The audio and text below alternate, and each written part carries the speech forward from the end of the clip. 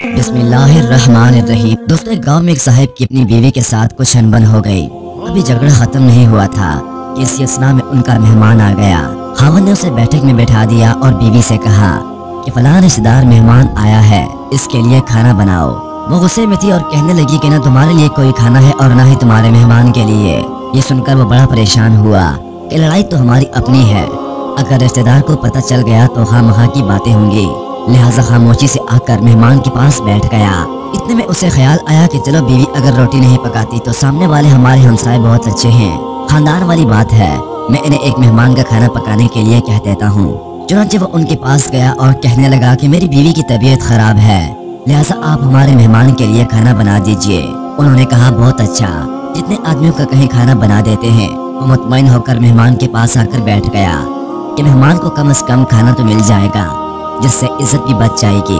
थोड़ी देर के बाद मेहमान ने कहा जरा ठंडा पानी तो ला दीजिए। वो उठा के घड़े का ठंडा पानी लाता हूँ। अंदर गया तो देखा कि बीवी साहिबा तो ज़ारो कतार रो रही है। वो बड़ा हैरान हुआ कि ये शेरनी और इसके आंसू। कहने लगा क्या बात है। उसने पहले से भी ज्यादा रोना शुरू कर दिया। कहने लगी बस मुझे माफ कर दें। वो भी समझ गया कि कोई वजह जरूर बनी है। उसके खावंद ने कहा कि बताओ आखिर तुम्हारे रोने की वजह क्या है, तुम मैं से क्यों रो रही हो। बीवी ने कहा पहले मुझे माफ कर दें, फिर मैं आपको बात सुनाऊंगी।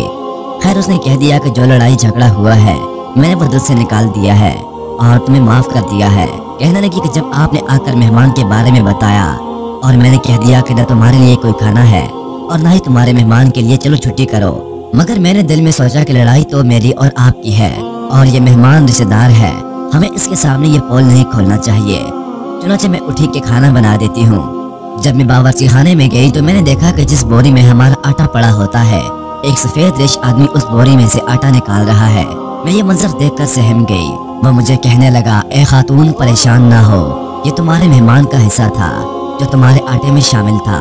अब चूंकि ये हमसाये की घर ही पकना है, इसलिए वही आटा लेने के लिए आया हूँ। मोहतरम अजीज दोस्तों, इस वाक़ये से ये साबित होता है कि मेहमान बाद में आता है, जबकि अल्लाह ताला उसका रिज़्क़ पहले बेच देते हैं।